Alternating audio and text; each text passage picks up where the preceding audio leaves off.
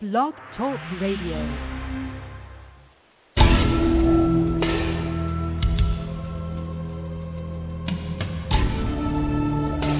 You are now listening to True Murder, the most shocking killers in true crime history, and the authors that have written about them. Gacy, Bundy, Dahmer, The Night Stalker, BTK. Every week, another fascinating author talking about the most shocking and infamous killers in true crime history. True Murder, with your host, journalist and author, Dan Zupansky.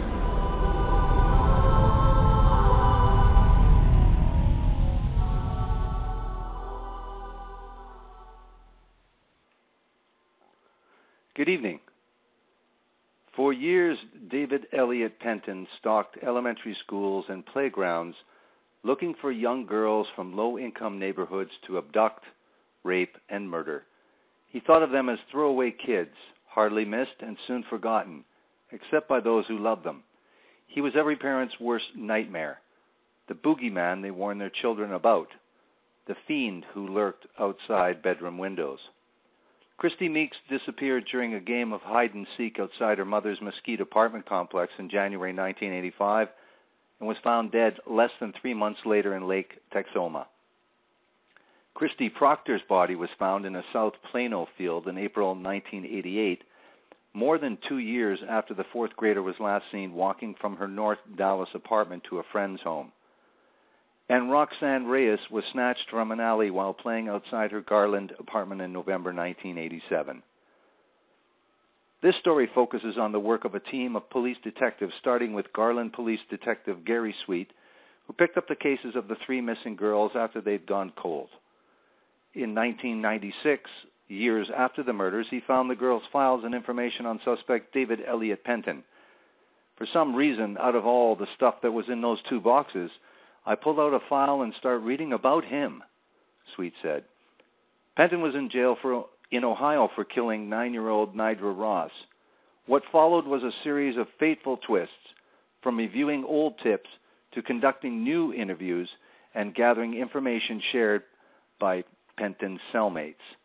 By 2003, Sweet and the team had enough to indict Penton.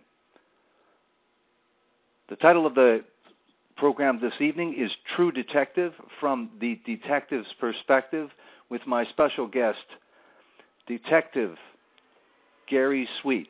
Welcome to the program, and thank you for agreeing to this interview. Gary Sweet.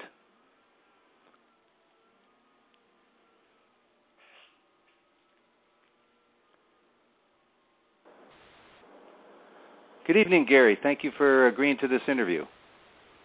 Oh, thank you for having me. Thank you very much. Now, you are the real-life hero, for lack of a better word, of the Steve Jackson's book, BOGEYMAN, and which we covered about 3 months ago on this program.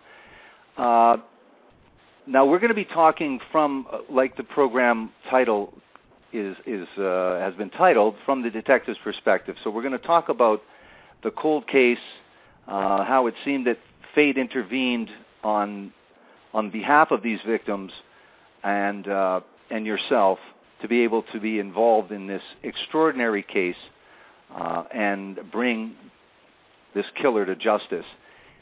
So let's give our audience a little bit of the background on yourself. Steve introduced basically and talked quite a bit about who you were as a policeman, but tell us how you got involved in being a detective. Let's start there, and tell us how you began to, tell us a little bit about your background and how you became a detective before we start talking about this involvement in this cold case. Okay, in our police department, we had a program that was basically called a rotational program, where for 6 months they would have a position that you could go and work in the criminal investigation division. And in 1989, I put in for that program and went and worked. You were basically given mostly theft and criminal mischief type offenses to investigate, but I did that for 6 months and really enjoyed it. So I knew that was something I kind of wanted to do, but after the 6 months, I had to go back to patrol, and worked a couple of more years, or actually about another year, and then I went into the school resource officer program and worked in a high school for about 2.5 years, and then an opening came available in the criminal investigation division, and I put in for that and was accepted in there. And I got, I guess, maybe divine intervention here again, but there were several openings in just about every unit in the police department. And there were thefts, auto theft, burglary investigations, juvenile crime investigations, and crimes against persons. Crimes against persons being probably the hardest one to get into. And I thought, what the heck, I'll put in for that, and if I don't get it, I'll put down another one for my second choice. Well, I put in for it and actually got it, so I was kind of lucky to get in there right away.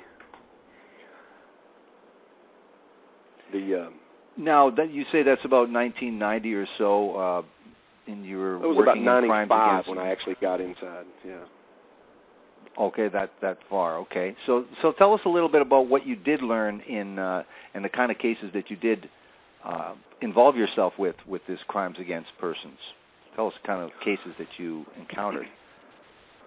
We work generally everything from harassment cases up to homicide cases involving adults. Now, we do work murder cases if it involves any murder cases, juvenile or not. But if from harassment to assaults to felony assaults to robberies, sexual assaults, up to murder. That's our primary duties. And what kind of, tell us what the environment was like in terms of, say, comparison to other cities that you would know of in terms of nationally in America. What was Garland, Texas like?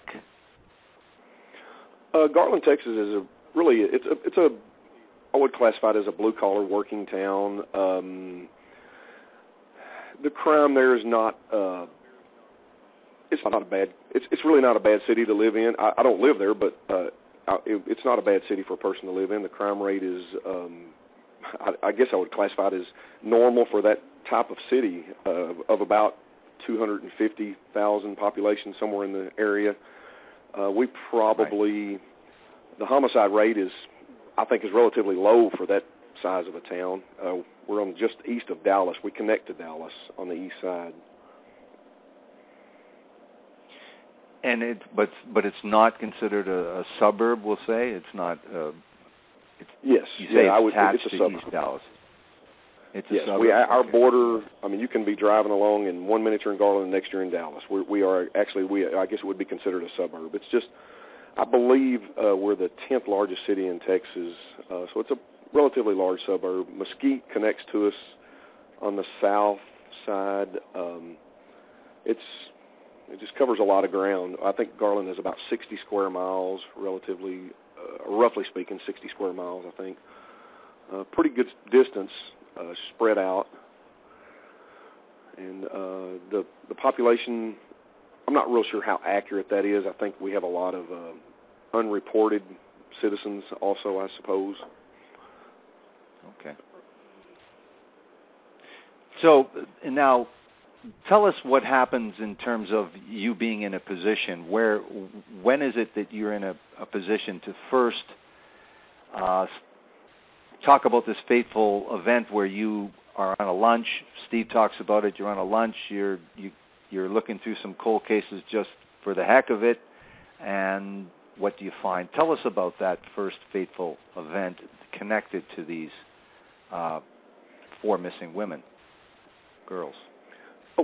Okay, I was when I was working the school program, I always took my lunch relatively early, again, so I could be in the lunchroom when the kids were in there. The job was more of a rapport building. It wasn't really security necessarily. We were kind of there to build a good rapport with the kids, and it was a large high school, so I like to hang out in the lunchroom with them and just kind of, hang out with the kids. But I got used to doing the lunch early so I could be in the lunch with them, so that habit kind of carried over when I went into the investigation division. And so about 11 o'clock I would take lunch. And also the other benefit to it was we had, at that time, it's not like that anymore, but we had one computer per two detectives, and we shared a computer. And so I was not that computer savvy at that time, and not that I am now, but I found that extra hour when everyone went to lunch and I could have the office to myself give me a little bit more time on the computer. So I like to hang around in there quiet by myself. And this one particular day, I don't think I had anything pressing, so I just kind of wandered into we called it the murder closet. There was a stacks of boxes of unsolved murders, and I went in there and started looking through them just out of curiosity more than anything. No one was around, so and I saw the Roxann Reyes file, and I remembered that case because I was a late-night patrol officer, and I worked the area of town. My beat was in the area very close to where Roxann's disappearance occurred, and I remembered it, and I just picked that box up and pulled it out and set it at my desk and opened it up, and I think as you were explaining before, I picked a file out of it. I think the first file I grabbed out of it was David Penton, and it had several newspaper clippings. It had the composite drawing. It had several things, and I started reading about him and thought to myself, boy, this guy really sounds like a good suspect on this and looks like a good suspect. He matches the picture that was drawn, the composite, and I thought to myself, I'm sure they looked him over really well. You know, I didn't know what had been done in the investigation by just, you know, looking in that file that quick. So I just kind of assumed that I'm sure they looked at this guy pretty good. And after the probably 25, 30 minutes of going through and reading about him, I ended up putting it back up and going back to work, basically. And I ventured back in there every now and then and even took one of a new detective that came in there, too. I took him in there and showed him around. We were both kind of fascinated with the cold cases, so just was an interest of mine, and that case stayed in my mind for some reason. Now, how much time transpires, and what are the circumstances for your next? Again, we can only chalk it up to, again, another fateful event. You're at the right place at the right time with the right information. Tell us about that. How long is it after this time? Oh, I'm guessing between 2 and 3 years. I'm again in there at lunch, and the phones start ringing around the room. I think Steve puts it pretty well in the book. We were the phone list. We always knew when the secretary was trying to reach one of us because the first letter of the alphabet, detective with the closest letter to the front of the alphabet, his phone would ring first. If he wasn't there, the second one would ring, the third one would ring, and it would just kind of work its way around the room. And Sweet was the second to the last name. Thompson was one behind me. So I always knew, here it comes. Mine's about to be next. And when it rang, I picked it up, and it was Tammy Lopez. I didn't snap on the name because Roxann Reyes, her name was Tammy Reyes at the time, but she started explaining to me that she had heard there was some new information about her daughter's case, and I said, well, who is your daughter? And she's Roxann Reyes. And then it hit me who this was, and at that time I had not heard anything about it, so I told her, I don't know anything, but there's 6 other detectives in here, and when they get back from lunch, I'll ask them and check with my supervisor and see, because there could have been something. I didn't know about it. So I told her I'd call her back, and when they all got back and I asked each one of them, no one knew anything about it, so I had to call her and tell her that, no one has heard anything. We don't know anything new. And she sounded pretty disappointed, and that kind of stuck with me. I think the worst thing about those cases was just thinking about what the parents must have been going through, because I had, at that particular time, I had 2 daughters myself, and I just couldn't imagine what horrible things that was for a parent to have to deal with. Absolutely, yeah. So now that conversation you remember the case initially, you look through the box for some reason, Penton's name comes up and you bring in someone else looking into the murder closet, a fellow officer, and now Tammy Lopez. So what happens after that? You ask the 6 officers, any news? Nothing. So, and in this interim, this 3-year period, and after this call from Tammy Lopez, as we discussed with Steve Jackson, what are the kind of cases, there are a couple cases that really stuck out that you actually are involved with that, for lack of a better word, I guess, prepare you for your inevitable work that you're going to have to do with Penton and to get Penton?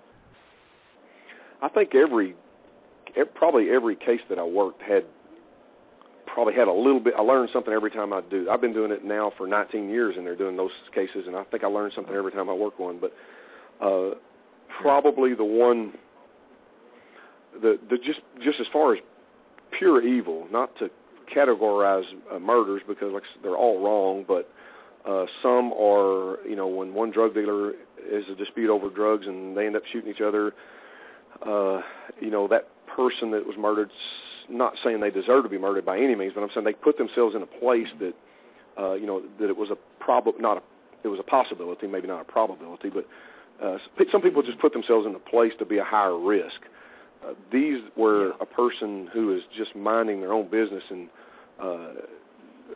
they're what I don't want to say true victim because they're all true victims, but some of them are the one particular one I'm leading up to, I guess, is a case of Smiley Johnson. This was an elderly woman, about 80 years old, and she was murdered in her home. She was stabbed repeatedly, brutally stabbed, and didn't die right away, and was able to talk to the 911 operator a little bit. She called a friend first instead of calling the police, and the friend ran across the street to her house, and this lady called 911, and they were able to talk to her for a few minutes on the phone, and I was able to get that recording, and she described her attacker as a young, small, white male.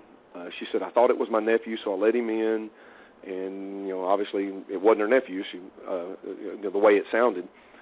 And working on that, that case became a cold case after a while. We followed up tons of leads. I traveled to Atlanta interviewing one of her grandsons. We talked to every nephew just because she mentioned nephew. I traveled to Oklahoma one time and interviewed a bank robbery suspect who had lived across the street from her. It was actually a young female, but when she robbed this bank, they described her as a young, small white male, and that just stuck out to me. So I went to Mesquite, Oklahoma, and interviewed her, and thinking maybe she had come across the street and done this. But there was a lot of dead-end leads, and then I don't remember the exact amount of time that had gone by off the top of my head, but we got a call. We had interviewed a great-grandson and his cousin. I guess they were both great-grandsons, but different mothers or fathers. I don't remember the exact relation, but they were two people that had access to this lady, had been over there several times, and we also knew through talking to one of Smiley's grandsons, not great-grandsons, but one of her grandsons, that she had a dog that was, her grandson said this dog would bite anyone that tried to come in. It was not a nice dog. It would bite you. And if this person went in the back door, he was convinced that it was someone that knew her, or that dog would have attacked her. So we interviewed everybody we thought might know her, and we interviewed this young man, Michael Giles, and another young man, and really weren't able to get anything out of them, but maybe a little over a year later, the other gentleman, and I can't think of his name off the top of my head, but he had called us and said that Michael told him that he killed his grandmother, or his great-grandmother. And so we had basically wired him, and he went, and we ended up arresting Michael Giles, and he did confess. We developed a little bit of a rapport talking, and he confessed to that murder pretty easily. I mean, it wasn't like a hard interrogation. He was, like, proud of it. And I asked him why, and he pretty much told me he wanted to know what it was like to have sex with a dead person.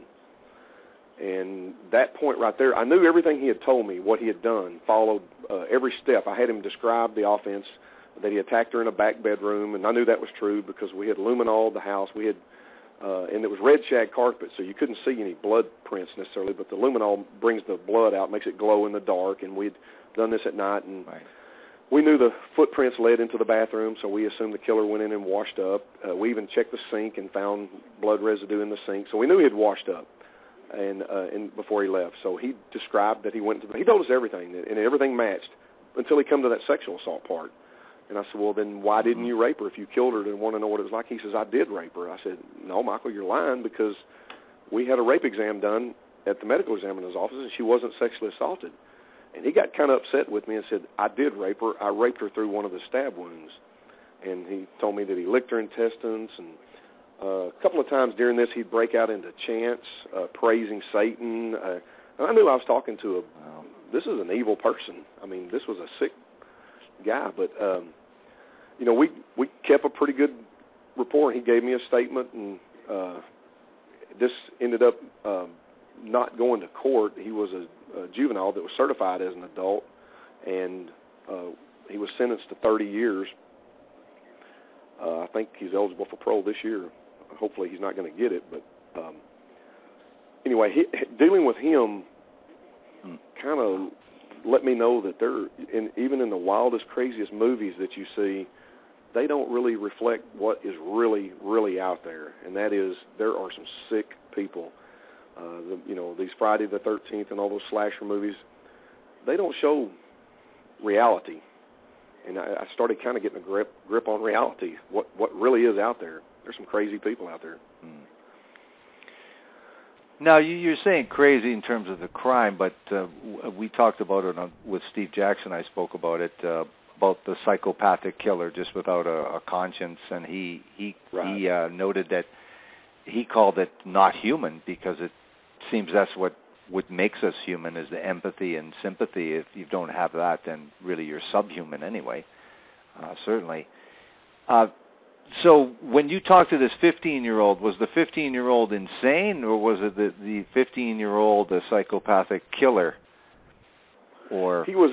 I think he was a little older when we actually talked to him then. But he wasn't insane. He was just, when I say crazy, his actions were crazy. I mean, I mean literally crazy. He was very aware of what he'd done, very aware of what he wanted to do. I don't think that he had attacked another woman on the next street over and brutally stabbed her multiple times, and she survived, but she wasn't able to identify him or wouldn't identify him. And so I knew this guy he is a potential serial killer. The only reason he's not a serial killer is he wasn't out long enough to kill multiple times, but I think he was killing for the thrill of it, and I don't think there's even animals in the animal kingdom that just kill for the thrill of it. They kill for food. They kill for. I think humans are the only ones that may do that. But this guy was a thrill killer, I think. Not a psychiatrist. Yeah, but it sounds like all the hallmarks. Yeah, all the hallmarks for sure, certainly. Yeah, and then that's a pretty good preparation, because if you have any naivety about of those kinds of major issues, well, you don't have any more. And it's certainly going to prepare you. Now, tell us about what happens. Again, I'm not sure the time frame of when your next. Again, I apologize to the audience, but your next fateful event is what? And tell us what happens. The next fateful event is basically my first encounter. Was probably 1996. I'm thinking in my head the dates, and that was when I looked into the murder closet and saw the file and looked at it. And I want to say it was probably about 1998, so it may have been about 2 years that Tammy Lopez had called me. And then in 2000, and I don't remember specifically the date. I don't have my notes in front of me, but somewhere in 2000, I was again during that between 11 and 12 o'clock hour, I'm sitting there and the phone starts ringing around the room again, which is not really that uncommon a thing. So I sat and waited for it to hit my line and answered, and the secretary told me that there was a Fort Worth detective on the phone that wanted to speak to an investigator, which, again, that's a relatively common thing. Nothing out of the ordinary about that. Usually want help with something, and we try to do everything we can to help each other out. So I told her to transfer her back, and lady got on the phone as Detective Diane Teff from Fort Worth Police Department, and she explained to me that she had received a letter from an inmate in a prison in Ohio about a child homicide that they had there, and she was explaining to me, this was a little girl by the name of Julie Fuller, I think was maybe 12 or 14 or something like that, and that this inmate was telling her that he had a suspect. And I'm still not snapping on Penton or anything, even having read that, until she mentions that this guy says that his cellmate also mentioned killing a little girl in Garland by the name of Roxann Reyes. Now, then my lights went off. Wow. I thought, oh, hey. And she said, I have an appointment for him to call me in the morning at 8 or 8:30. I don't remember the exact time. And she said, if you would like to be here, I'm offering that to you to come here and talk to him. And I said, oh, absolutely. Well, my supervisor at the time was at lunch. And when he came back in, I asked him about it. He goes, oh, shoot, yeah. He said, let's go. He said, I'll go with you. And him, the other detective I was talking about that liked to go into the murder closet with me is Charles Renee. We were good friends. We all three next morning drove to Fort Worth and waited on that phone call. And he called right on time, exactly when he said he would. And she spoke with him for several minutes and then got what she wanted and handed the phone to me. And I was able to question him about a few things about the case that I knew. I had actually pulled it out and read a little bit more so I'd know more facts, like what she was wearing, just a few things that we wanted to know and see how much he could tell me. And everything he told me was exactly correct. So it did give me a lot of hope. I mean, I was excited about the information, but we were only able to talk for just a few minutes before he had 10 minutes on a recorded on a line before it would cut off. So we talked maybe 4 or 5 minutes. But I did give him my phone number. He was still in contact with Detective Teft, but after we got off the phone, we were pretty pumped up. She was pumped up about her case. She set up a meeting with every agency in Texas, basically, that had a case of a missing child in the time frame. They had done a timeline on him, I think from 1984 through 89, I believe, or 88, whenever it was he was arrested. I think it was 88. They had done a timeline in any case between that time frame, they invited to come to Fort Worth and speak about the case. And that was our next step, was to make that meeting.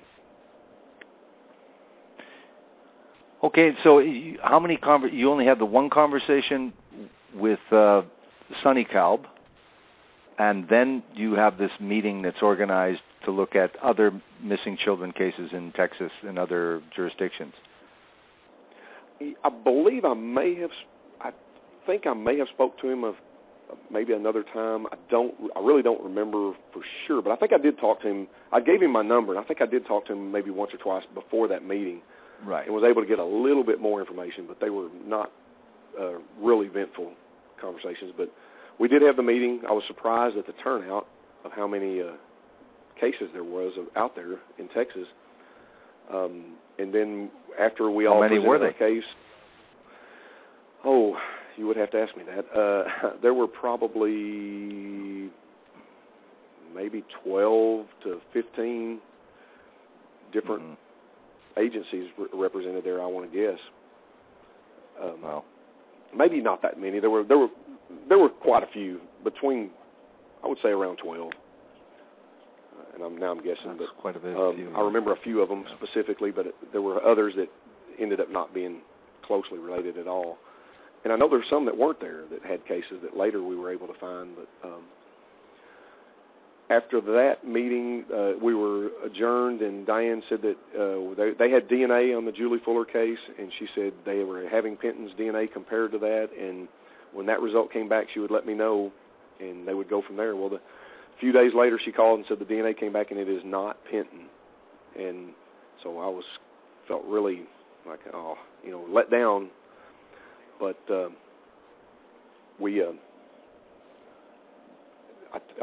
she said, Sonny Cab, she's going to drop our informant.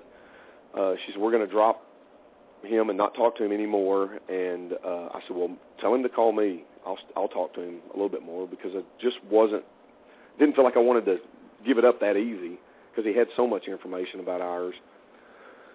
And so he did call me, and I was able to ask him, I said, why is this information you're giving turning out to be false? You sounded so credible, and this is not good information. He says, I didn't say that David Penton killed Julie Fuller. He says, I told her in my letter that you would do well to look at him as a suspect. And that's not what I was told originally, but I called Diane Tepp back, and I said, would you fax me a copy of that letter? And she did, and that's exactly what the letter said. And I asked him, why did he do that? And he says, well, he's bragged about killing kids so much that he says, I have done some research, and I thought that was one that sounded like he would have done. He says, I know for a fact he did, and he named off several, and Roxann Reyes was one of them. I said, why do you know that? He goes, because he mentions them by name. He knows them, and he knows too much about them. And I was still a little bit skeptical, but I had to listen to him. Did he mention, besides Roxann Reyes, did he mention Christi Meeks or Christie Proctor at all? Yes, he mentioned both. He mentioned all three of those girls. I was in touch. Yes, I'm sorry. Go ahead. Go ahead. I was in touch with a Mesquite investigator at the time. We were talking back and forth, and he also was talking to Sonny Cal too, our informant. We were both dealing with him on the phone, and after a while, we started hearing things about him that maybe other investigators had dealt with him in the past, and he was not a very credible person, not trustworthy, and then we even found out that he had filed for open records and gotten open records on these cases, and now the investigator that I was dealing with told me, he says, I don't trust him, and since the information he gave to Fort Worth wasn't any good, he goes, I don't think I'm going to talk to him anymore. And I was pretty much almost feeling the same way, but I told him, I think I'm going to keep talking to him for a while. It was just that unseen driving force, call it what you want. I felt like it was God pushing me to go. To not give this up. Something was definitely telling me not to give it up. My common sense was telling me to give it up, but my spirit inside of me was telling me to go, push, go forward. And so I said, I'm going to keep talking to him for a while. And I questioned him. I said, why did you file open records? Your credibility is worthless with us. You everything you've told us, you read in a file. This is worthless information now. I can't trust anything you said. And he said, well, if you lived in a 12 by 12 room with a guy that does nothing but brag about killing people, he goes, you'd want to know if he's telling the truth. He says, I pulled those so I could see if this guy's telling me the truth. And he said, he is telling me the truth. He did these. And so we sent away for the open records that he got to see what he got, and I found out he did not get all of the open records that we thought. He didn't have the information. So the rest of there's almost maybe a year spent just trying to build this guy's credibility up in my own mind, not in anybody else's, just my own mind. I was having to try to convince myself that he was credible, and everything he told me that I checked on proved to be true. I couldn't disprove anything. So I just had to keep listening to him. Now, you obviously asked him in these 10-minute interviews, exactly how he came to talk. Like he said, well, he always mentioned, you asked him, how do you know? Well, because he mentions these murder victims by name. Tell us what gradually little tidbits of information you did gather to corroborate to some degree that certainly you would thought that Penton had actually done these murders with Christi Meeks, Christie Proctor, and Roxann Reyes. Well, the biggest thing that helped me was that on the open records, he did not get Roxann Reyes' file. They would not give that one to him for some reason, and I don't know why they gave him the other ones. They gave him the other ones, but they were blacked out. Almost all the pertinent information was marked out so he couldn't read it. Any names were marked out. He got very little information, and when I saw what he got, I thought, he could get enough out of it to develop enough information to convince someone he knew something, but he got nothing on Roxann Reyes. They wouldn't give him that file. They said it's still open. And so I knew that what he was telling me about that one, he couldn't get it from those open records, so he had to be hearing it from somewhere. And I checked with the prison to see if he had access to the Internet. He did not. He didn't have access to get it anywhere other than hearing it. So that was the biggest thing that kept my hopes alive. And then he brought up, I guess he knows that I'm digging for credibility from him, and I guess he got a brainstorm one day, and he told me, he goes, you need to find a little girl by the name of Tiffany Ibera. And I said, well, who is she? And he said, that's a little girl that he kidnapped and he let go. And I thought, well, why would he let her go? He first tells me that Penton told him a crazy story about the little girl's dad wanting him to kidnap her to scare her, and he didn't believe that story, and I didn't either after a while of listening to it. Why would this guy hire a child pedophile to kidnap his daughter to scare her, and especially a guy that didn't even live around there?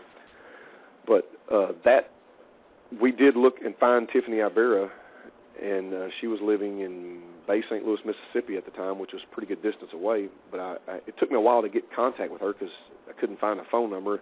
Had to actually have the sheriff's department drive to her house and have her call me, and it was probably maybe a week and a half later she called, and I talked to her over the phone, and she said that she was the Tiffany Ibarra that was abducted in this in Dallas back then, and I said, do you think you'd remember him? And she said, oh, absolutely, I'd never forget his face. And she was kind of getting me a little bit optimistic. And then she dropped a bombshell on me. She told me I actually had pulled the report from Dallas, too. I had the report sent to me and had it sitting in front of me, and her memory was outstanding, what she was telling me. And she said, I'm alive by the grace of God. And I said, yeah, you were a very lucky girl because he's a bad guy. And she said, yeah, he kidnapped a little girl from my school 3 days later and killed her. And I'm like, what? I had not put the pieces together. I didn't have the files on Christi Meeks or Christie Proctor. I just had Roxann Reyes files, so I didn't know any really details about their cases. I knew some basic facts, but not any details. And she said, yeah, that Christie Proctor went to school with her. And I'm kind of floored by that. And I looked at the report. Yeah. Where she was abducted. She was abducted on Waterfall Lane is where Tiffany was, and I did have some information about Christie Proctor and found out she was also abducted on Waterfall. They were taken from the same street, and I had not seen that until she said it. That was just something I had overlooked. It didn't dawn on me, and so now I'm very interested. 3 days apart on the same street, that's putting him in the area, if that's him, and that was a huge piece for me. The question the audience might have right now is, of course, Tiffany Ibarra, and we didn't say what age she was. She was a little bit older, like, say, 9, I believe. And you can correct me. Yeah, I'm off the top of my head. I can't remember either. 9, 10, somewhere in there, yeah. You're a little bit older compared to Roxann. Yes. So the thing is, of course, the police were notified. There was a report. Or was there? Yes, there was a report on Tiffany's case. I was told when I talked to some investigators later about that in the very beginning they somewhat maybe didn't believe her.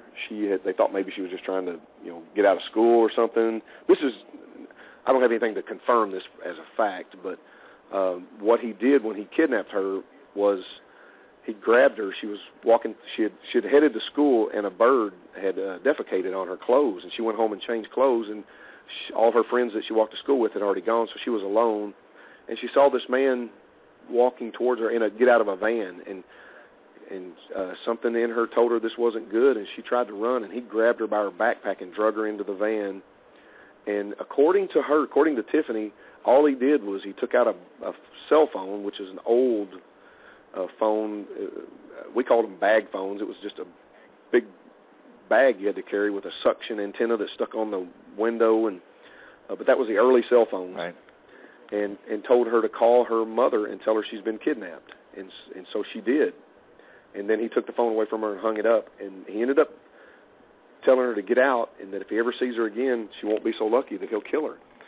And she ran home. He followed her home, and the mother, I think probably believed her because she had gotten the phone call, but she wasn't real sure. They drove around and looked for this van, didn't see anything, and then they took her to school. And I'm not sure how much the school believed or not, but they did call the police, and a report was made. And then 3 days later, I think, when Christie Proctor came up missing, they went back to Tiffany and had her do a composite. They got a little bit more interested in her story later because they knew for absolute sure this was probably the same guy. I guess absolute sure and probably don't go together, but they assumed it could be the same guy. And now looking at that composite, how close of was that composite to what Penton looked like?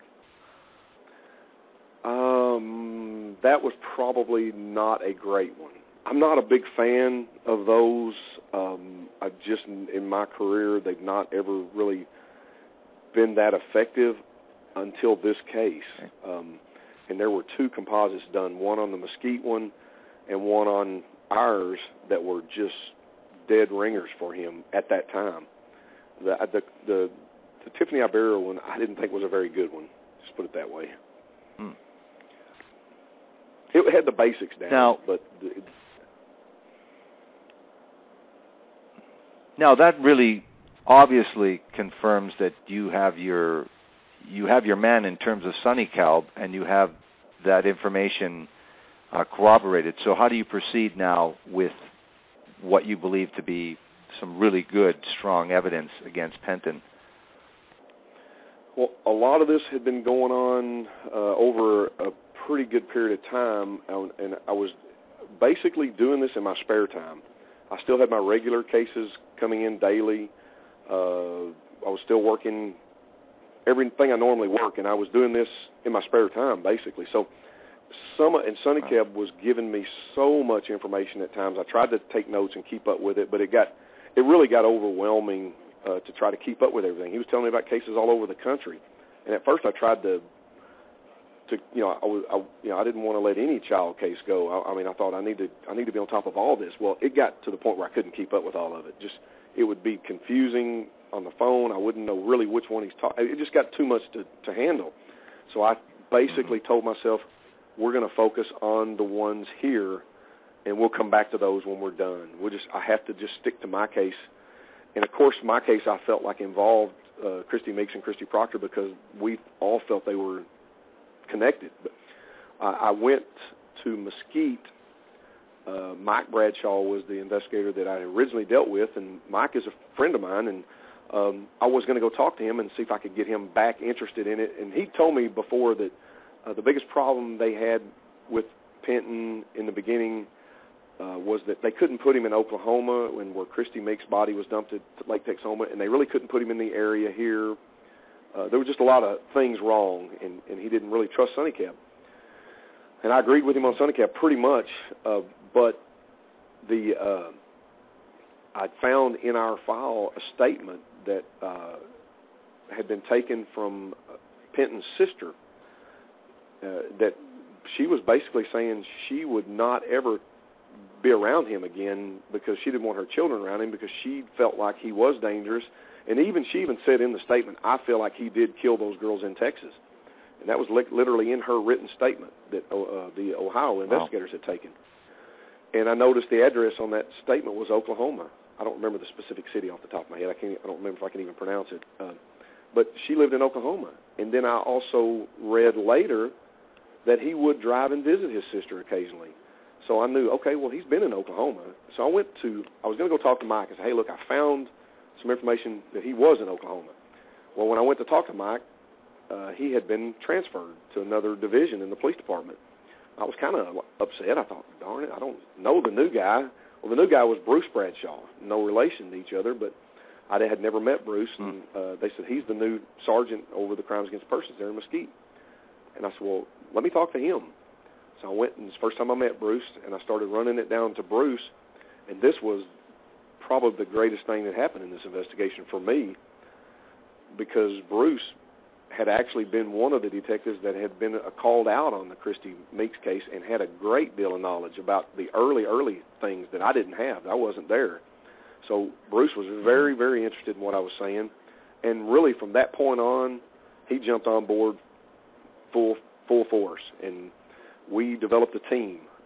Bruce brought in one of his guys, Don Phillips, excellent investigator, and us three worked together on that from that point on until sometime later we had to get Plano involved because that was where the Christie Proctor case stemmed, and we got another guy by the name of Billy Meeks who in working cases with other agencies involved, there's egos, there's departments don't want other departments to get. It's just there's a lot of egos involved. There were no egos in this team. It was the best team I've ever been on in anything I've ever done. We worked together great, and I think every one of these guys were top-notch detectives. It was, in my opinion, I was working with the dream team of detectives. It was a great group of guys, and everything clicked. And from that point on, we were able to divide up the task, kind of focus on our own cases, and that helped so much. I can't even describe how much better things went. So it was kind of another divine intervention that Bruce was transferred in there. Not that Mike wouldn't have done a great job, but Bruce just had the knowledge of that case from the beginning. Yes, and it's very important. One thing is that there's apparently Sonny Cal is conversing with Penton, and Penton says, if you really want to hide something, stick it in the insulation, because the cops are not going to go up there and get themselves dirty looking up there. So with that prompting, what do you and your team do? Well, when we do make a trip to finally meet in person Sonny Cal and interview, that was also a plan that we would go to his home that he grew up in Columbus and go up in the attic and check in the insulation, knowing just that some serial killers would take a souvenir to relive their experience. They might take a memento from it. And so I think when he was arrested on the Nigel Ross case, there were some little girl's panties recovered and some other items that were recovered from that one that were never able to link them to anyone. So we thought, well, there may be some items there in his attic that we could, we may get lucky. So we did go look through the attic. We found Don Phillips actually. This attic there was no insulation as we have them here in Texas. Our houses are built differently, I guess, for different climates, but the insulation was tacked to the actual roof on the inside. Ours is blown in. It's kind of different. So we didn't really have to dig through insulation, but there were boards over the rafters, and we had to kind of crawl on our bellies and look underneath those boards. And Don found something unusual when he had to kind of fish it out and get it, and then it was a big bundle of rags tied with yarn, and we were all like, oh, this is it. We have found his mementos. It's wrapped with a nice bow tied on it, and we're like bowing to this. This is our evidence. We found it. And we start unwrapping it, and it's just one rag after another, and basically nothing in there. So we were kind of like, what in the heck? But we did notice stains on it, so we collected it and took it back to a lab, and they told us that there was semen, blood, saliva. There was all sort of bodily fluids on these rags, but it was so degraded and had been up there so long that in the elements, the heat and the cold, that it was just not a good sample. And wow. With that, after all the tests, and it took a pretty good bit of time. We didn't know that at the time. It took us maybe a year and a half to get all the test results back, but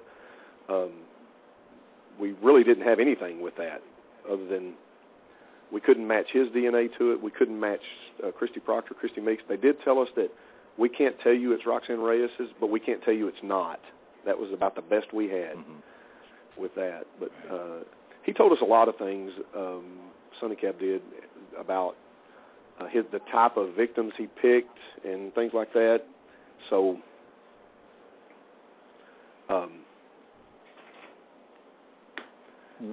at what point did you believe?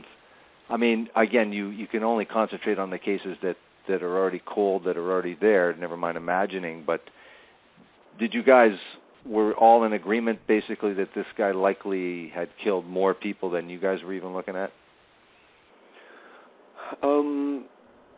Sonny Cal himself told me that, because we were talking about that, he would keep bringing up cases, and I asked him one day, I said, how many is there? He says, well, he's claimed that he's killed as many as 50. And I'm thinking, well, he kept bringing up cases. I said, do you believe that? Because he also told me that he lied and he exaggerated, and he would make all kinds of claims. And he says, no, I don't believe he killed that many. He goes, but I do think he has as many as 20 or 25. He says, I said, well, why do you think that? He goes, because he just seems to know a lot of details about certain ones. Some of them he would just kind of make claims to, but some of them he specifically mentioned details of.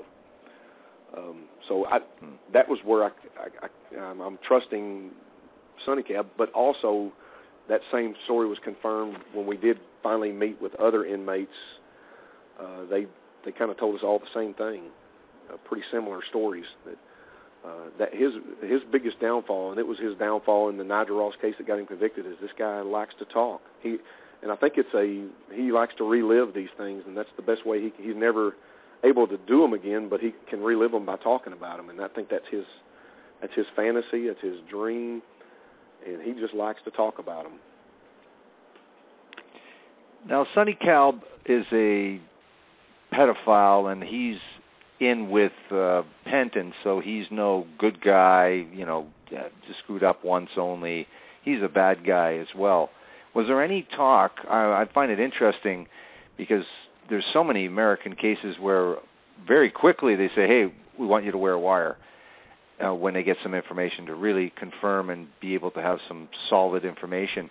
Was there any talk or any plans, any discussion about maybe wiring Sonny Cal? I know that he wasn't necessarily in the same prison, but was there any talk of that at all whatsoever? There was. We did talk about that, and we actually even talked about wiring the cell, and we talked about a lot of things, but the Sonny Cal absolutely would not. He was so paranoid of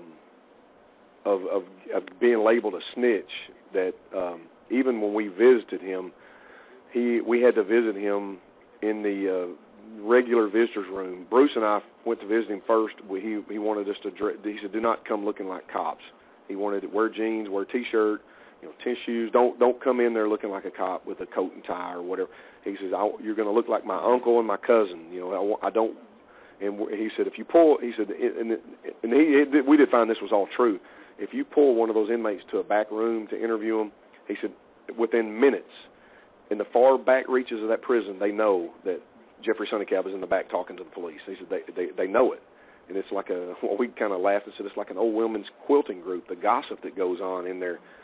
They're very, very aware of what's going on. And so we respected his request and interviewed him sitting at a table with other inmates all around us. But they were enough away and paying attention to their visitors that none of them seemed to be listening to us, and it went real well that way. We interviewed two other inmates that same day that he had hooked us up with that also told us the same stories, about relatively same stories. They were a little bit different, but Penton bragged to every inmate in there that knew him.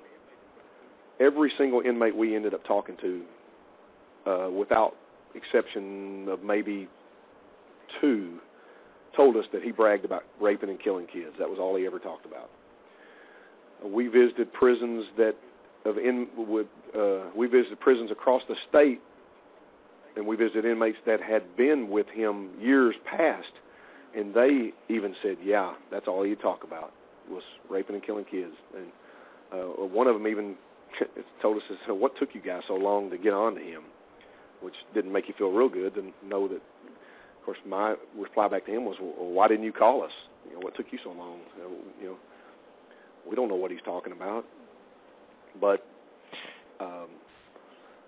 that was his downfall, his mouth. What was there any, to check the credibility, I mean, Sonny Cal, you fully vetted him, but in terms of the other guys, was there any, did you ask them, why are you doing this? Well, why would somebody that's almost of the same ilk as Penton, why would they do anything to help out the authorities? That was definitely a question. I never felt like Sonny Cal was doing this out of the kindness of his heart. I think that I always felt that there was something, he always felt that he was going to get something out of this. That's what I was thinking. Right. We did develop I hate to say a relationship, a friendly, but we were friendly. I had to talk to him like I would talk to anyone, and we got into shouting matches with each other. We got into arguments, but we ultimately developed a pretty good rapport, and it was not easy. I'm going to tell you that. But the other ones, you always run into the problem, okay, Sonny Cal's got all this information. How do we know he didn't do this? So we had to kind of check his background and find out where he was during all this, too, because he sure knew a lot. And is he trying to pin it on someone else? We looked at all those things.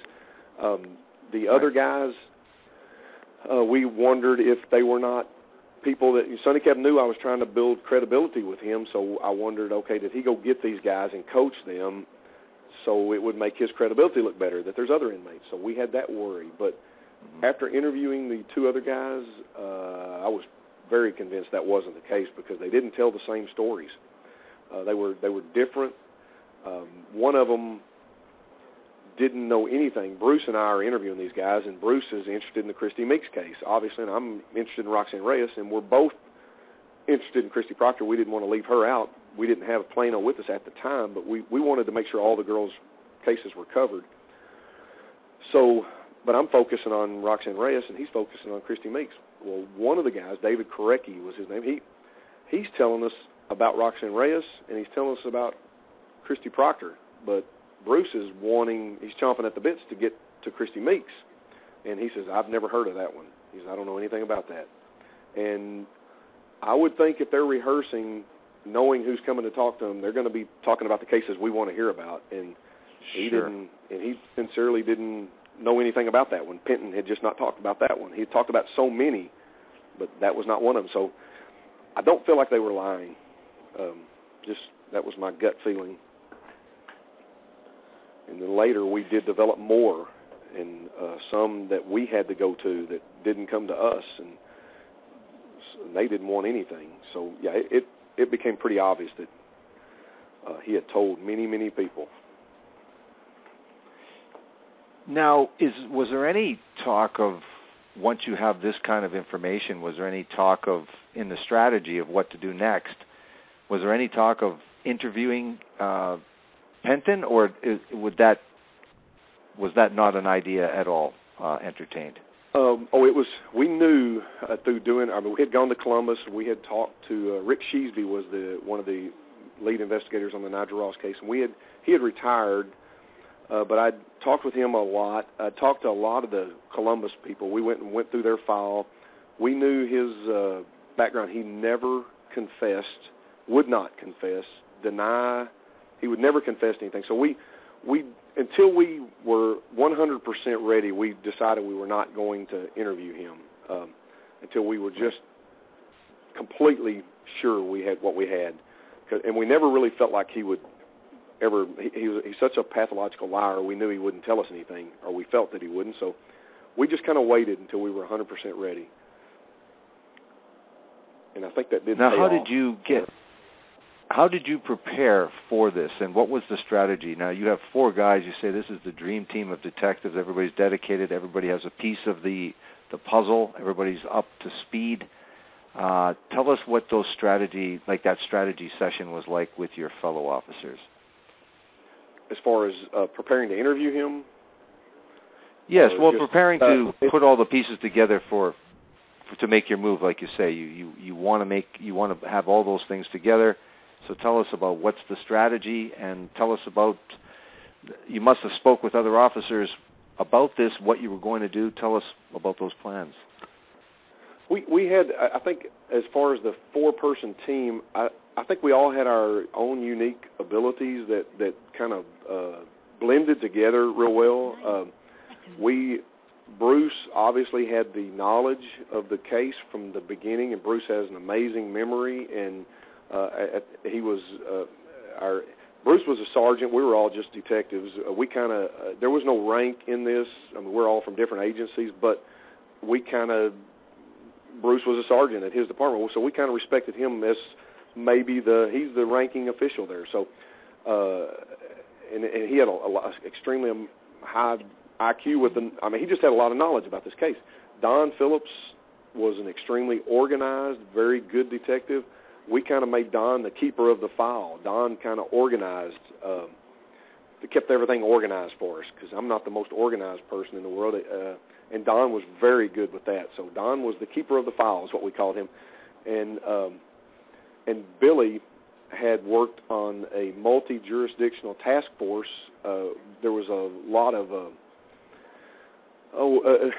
this was it may have been national news. There was a kind of an epidemic of heroin cases involving young kids overdosing in the area at that time, and there was a task force developed, It even involved one of the Dallas Cowboys, Mark Tuinei, had overdosed on heroin. Billy was on this task force that was working these cases and had a lot of experience with multi-jurisdictional things, and so he was really good at working with other people and getting things like that. And I guess my strong point was I was the, how do I say this, the BSer. I was the one that was able to talk to people and get them to tell me things. I guess that was my strong point. I had Sonny Cal. He wouldn't talk to nobody else. He would not work with anybody else. We had a relationship developed between us, and he would only work with me. So we all had our strong points in this, and we worked off each other.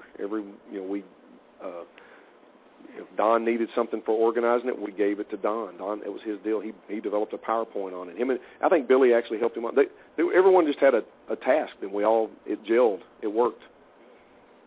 So when we got together, everyone we just sort of knew our roles without ever really even discussing that. I don't know if that makes sense, but yes, it's everybody has their strengths and everybody has their role. So tell us about the final arrest of Penton for these. How you come to be able to do that? Tell us about that. When we made maybe 5 trips to Ohio interviewing people. Our last trip there was the trip we decided we were going to do our interview. We decided Bruce and I would interview Penton, Billy and Don would go into his cell and search his cell while we were interviewing him. We also brought Collin County District Attorney investigator Marlita Scribner came with us, and she was kind of our we spread out. We took off into different areas of the state when we hit the ground in Ohio, we would take off. Billy and I would take off and go one direction. Don and Bruce would take off and go another direction. We were running down things, and it's Marletta, I believe. She stayed in Columbus, and that was kind of our central contact person. She was, we would call in, check in with Marletta, and she would tell us what Bruce and Don are doing, and vice versa. So we kind of kept her in the center. The day we decided to interview, we decided Bruce and I would do the interview. Billy and Don would check the cell. Marlita came in, and she helped them look through his cell. But we brought him into a room. Now backing up, one of the things we had done early on in working with the prison investigators, who were a huge help, we had his mail intercepted. And when he would get a letter in or send a letter out, they would open it, make a copy of it, send it to us, and then close his letter back up and send it out. So I knew what mail had come in and out, and it was pretty ironic that after maybe the second visit there, I would read his mail, and I would see my name in his mail. That Detective Gary Sweet from Garland, Detective Bruce Bradshaw were here talking about me again. He knew we were there. He knew our names, and it kind of blew me away, the intelligence in the prison system. He had never seen us, but he knew our names and had talked about us in his mail. So when we brought him in for that interview and set him down, he was looking at us with a very puzzled look on his face, like, who are you guys? And I walked over to him and stuck my hand out to shake his hand and introduced myself to him. And Bruce stuck his hand out and introduced himself, and he wet his pants.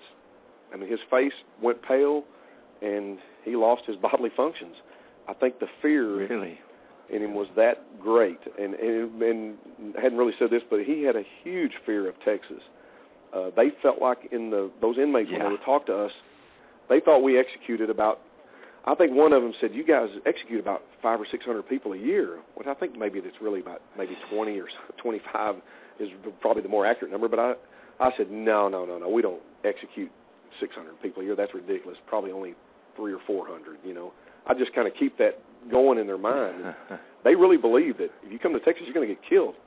So the strategy for Penton, I knew that he really didn't have a conscience about these because of things that he had told these inmates. One of them asked him one time, why did you kill the girls after you raped them? Because that was his ultimate goal. He said, well, they're not good for anything after that. They're just going to be a burden on society after you've sexually assaulted them. They're not good for anything, so just kill them and throw them away. And so to me, that sounded like a person that just didn't have a conscience, didn't have a soul, was my thought. And I knew he liked to brag, so I started reading up on that personality, and he was a psychopath. and I read books on psychopaths. Every chance I got, I tried to read everything I could to learn, to develop a strategy to talk to him. So the final strategy was what got us there, his ego, him talking and bragging about doing this. So we went in and kind of stroked his ego a little bit, told him how good he was at it and how long it took us to catch you. And the first conversation when we introduced ourselves after he wet his pants, he tried to hide that from us and turn himself away so we wouldn't see it, but we knew it was there. But he said, I'm glad you guys are here. He goes, so I can tell you I didn't do these crimes y'all are talking about. I just told him, hey, David, we didn't come here to talk about whether you did them or not. We know you did them, so I just wanted to come meet you before we bring you back to Texas and kill you. We just kind of wanted to introduce ourselves to you. So we kept pumping the fear into him, but then we would also stroke his ego a little bit, and that was our strategy, basically.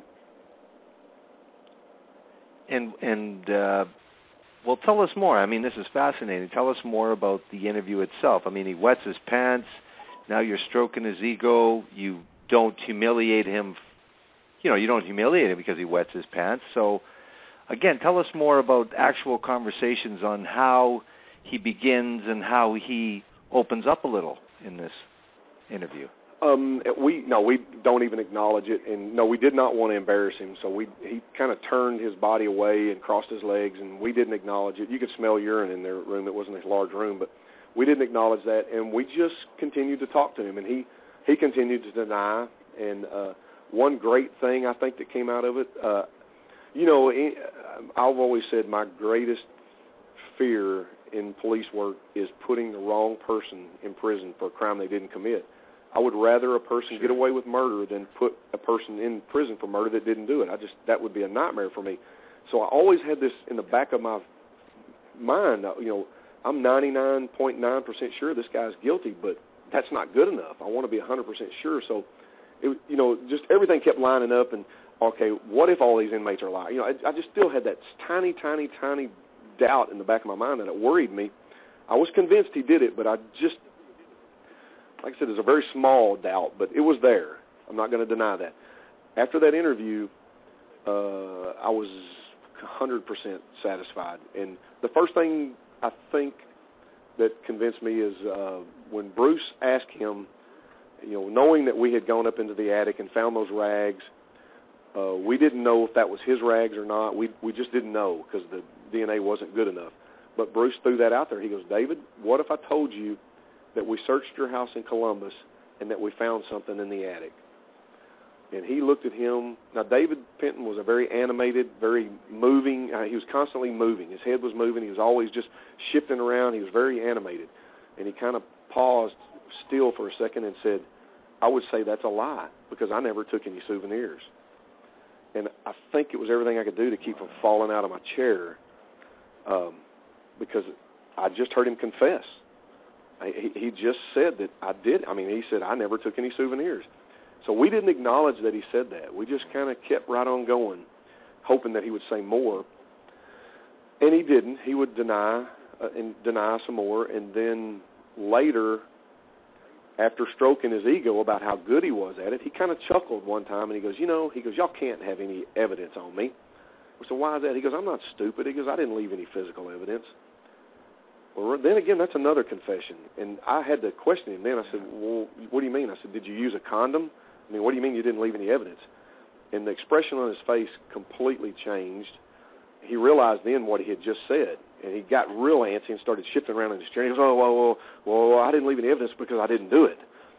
But he had already slipped up and said he had done it. So he confessed twice in that interview without really even knowing he had done it. And so we left that interview, I left 100% positive that he was our guy. Not that I had a whole lot of doubt, but any little bit I had was gone. And then we did get to bring him in the second day. And to be perfectly honest with you, the second day was because I think Don and Billy were jealous that they didn't get a chance to talk to him. So that's what we always tell them, tease them. But they wanted a shot at him too. So we brought him back out for a second day, and all four of us took a shot at him. And Don and Billy, they didn't want to miss out on that. Those are two top-notch detectives, and to hear me and Bruce sitting there gloating about this interview with him, they were they wanted a shot at him. So we brought him out and let them have a shot at him too. And that was several hours of interviews. And in that time, he confessed a couple more times with slip-ups. His mouth, he can't, I mean, if you talk to anyone long enough and they're lying, they can't remember the lies. You can remember the truth when you tell the truth, but when you tell a lie, it's hard to remember that lie. Right. If you talk to them long enough, they forget what they've said. Yeah. So he did slip up a couple more times. But like you say, he's not the confessing type. No, now if you ask him after that interview, he never did confess, but he did. I mean, he would not admit that he confessed, but he slipped up and confessed. We were told, we were warned about him, things to do and not do in the interview. One was to do not get into a discussion of the Bible or God, because they said when they're not sitting around there talking about raping kids, they're in there talking about the Bible. They study the Bible, they know the Bible. And he said Penton was pretty well versed. He went to a lot of Bible studies, and they said don't stay away from that. They said stay away from that. But we ended up getting into that too, and he was just, I have to say, he was an interesting guy to interview. And everybody, you say everyone got a shot, and you had interviewed him for hours, but again, just admissions that you really can't do much with, right? We did not. We were out of our element. We did try to record the second interview, but it was the recording devices in that time were not that great, and we didn't get a lot on recording, and we couldn't. You hit 30-minute tape on one side, you had to turn it over for 30 minutes on the other side. And after 30 minutes, we had barely got the preliminary introductions out and basics before the tape needed to be turned over, and we couldn't sneak and turn it over with him watching, so we really didn't get anything recorded. I'd give anything if we had, but today it would have been recorded. Back then, we just didn't do it that often. If I could go back in time, that's one thing I would have done. Right. And from that, you would able to study from that interview him more so, or were there little bits of information that could have been used in his prosecution? I'm sorry, I missed your question. Was it there were, just for your own purposes in terms of seeing his reaction to certain information and his response, in retrospect when you watch the tapes back or when you listen to the tapes back, or was it more so that there was some tidbits of information that could be used in his prosecution? We wanted it for prosecution purposes mostly, and we knew that he had slipped up the first interview, and we were hoping that the second one he would do the same, but that just didn't work out with the tapes. It would have been great for prosecution, but there were 4 of us in the room. It would have been 4 our word against his, and I hope that would be enough. So, we took notes on what he said. But and how did he respond? You say, these guys respond differently, but lots of these guys share some of the characteristics in terms of narcissism, and they very much enjoy the spotlight. Some of them are very, very talkative. They might not confess, but they're still very, very talkative. And like you say, he got into religion and in one of the interviews. Tell us just what his behavior was like, his demeanor was like, how did he react to 4 of you guys in there trying to get something from him? He was talkative. He was polite. He was doing his. I mean, I'm sure from his perspective, it wasn't an easy task because, if you're interrogating or interviewing someone one-on-one and they respond to you, you have to think of what your next question is back to them. While I'm talking to him, I got 3 other good detectives over there already ready for another question. So we didn't give him much time. And, a liar needs time to think. And we were able to hit him just bam, bam, bam, one after another, and without much time to think. And I think it can be, if you work together well, it can be a good way of interviewing because you always know when a guy's trying to think of a lie. When he repeats the question back to you, he's stalling for time, when he, just a little different techniques that they use to try to stall for time or to think, and we didn't give him time for that. So I think it was probably pretty hard on him for four of us to be in there hitting him with questions, one right after another. But I wasn't too worried about his feelings on it. He did ultimately tell us that I could have killed these kids, and I don't remember, because I was doing a lot of drugs back then. And that was probably the best confession we'd ever get out of him is, oh, yeah, maybe I did it, and I don't remember. I've heard that same story before from other people, but to me that was a confession too, but never had to get out in court because he did confess ultimately in open court. Yeah. So did you attend the court proceedings itself? Yes. And just tell us a little bit about that. We won't keep you on too much longer, but just tell us how that went in terms of how you felt about the trial or the proceedings themselves, and tell us what your overall feeling was seeing him there. And well, it actually never went to trial. Right. There were some issues that came up.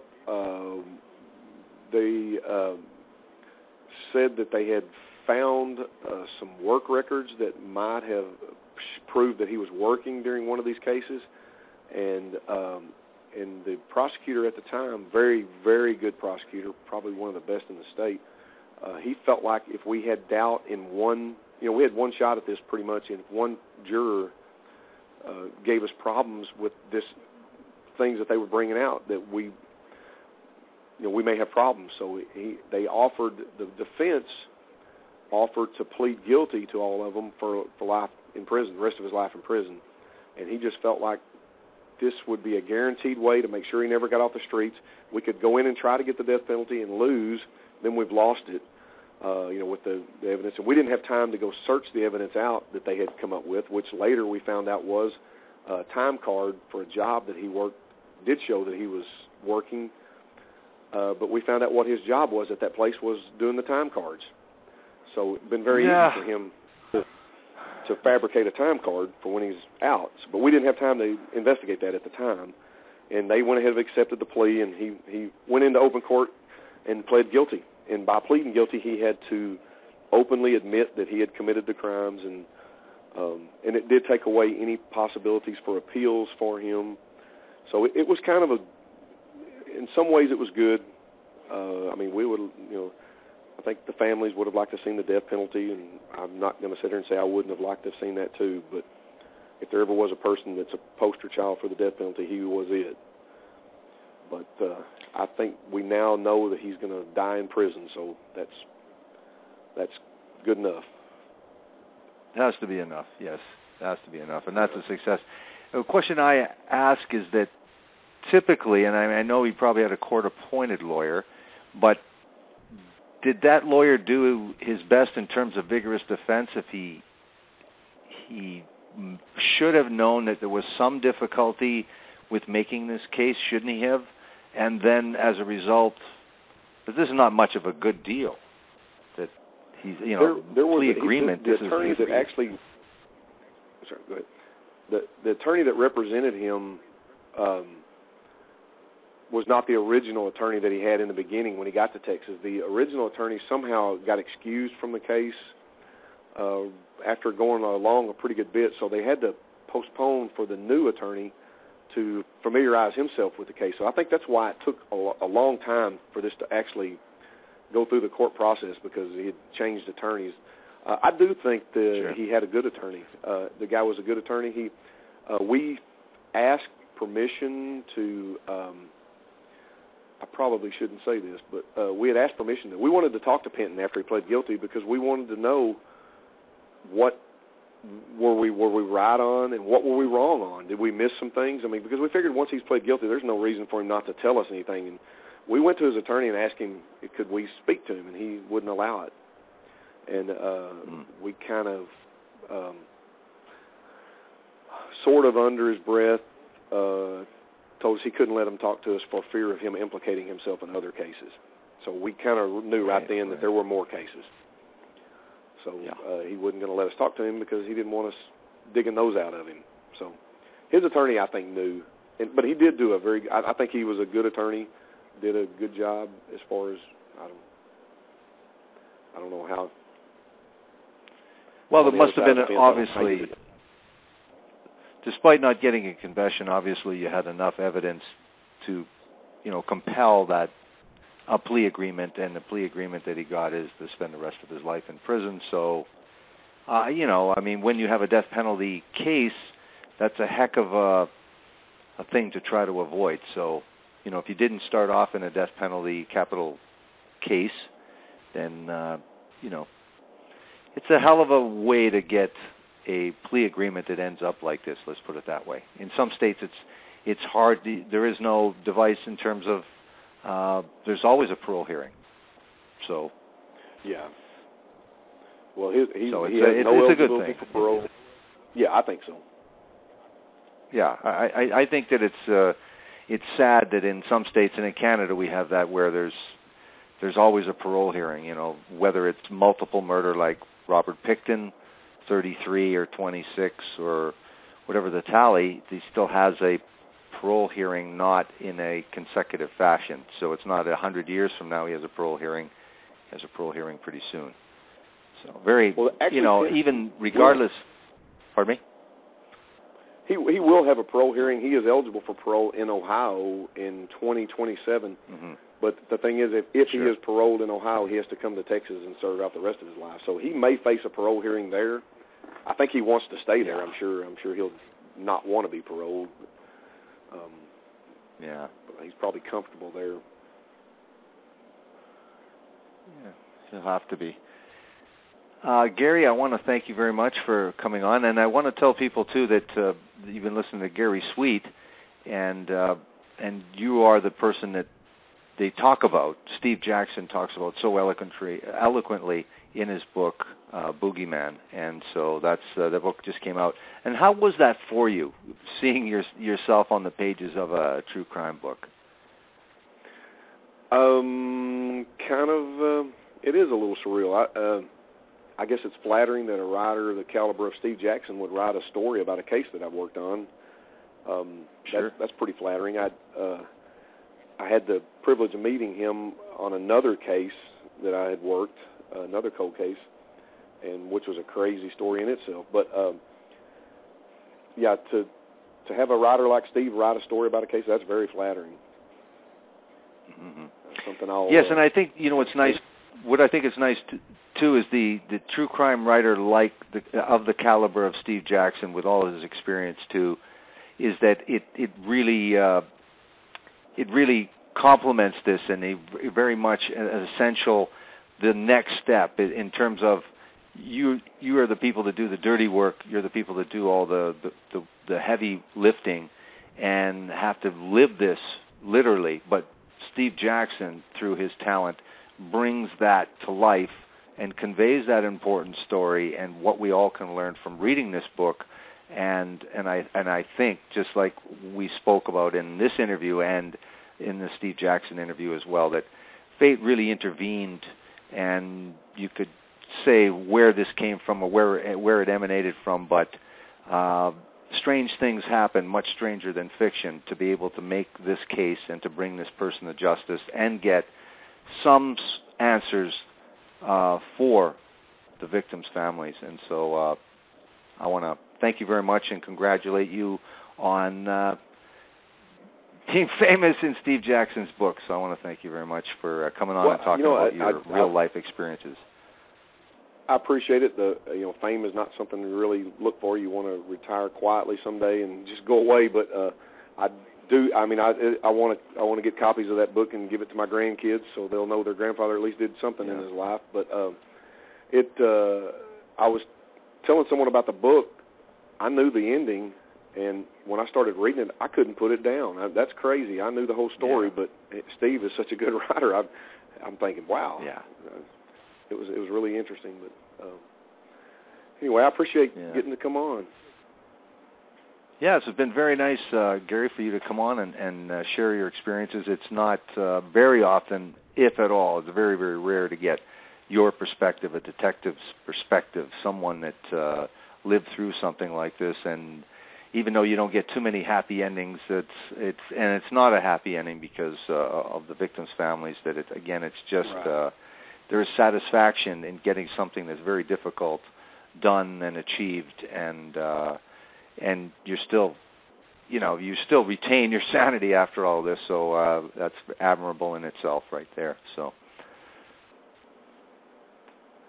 Well, yeah, it's. I hope I retain my sanity. I still keep that file under my desk, and I still have the inspiration book that it talks about still sitting in the same place. I haven't been able to let go of that stuff, even as long as it's been. And hopefully, when I retire, I can let it go. But I really still can't. So it does kind of stick with you. It's not the only case I have like this. Is the biggest one I have like that, but I have a couple other ones that you just can't let go. Hopefully, it's not a problem later. Yes, absolutely. Well, I'm sure Steve will dig up one of your other stories and bring it to life as well. So hopefully we'll be able to talk to you again sometime in the future. But anyway, you have yourself a great evening, Gary, and thank you very much. Thanks once again. Good night. Thank you very much. Bye-bye. Good night.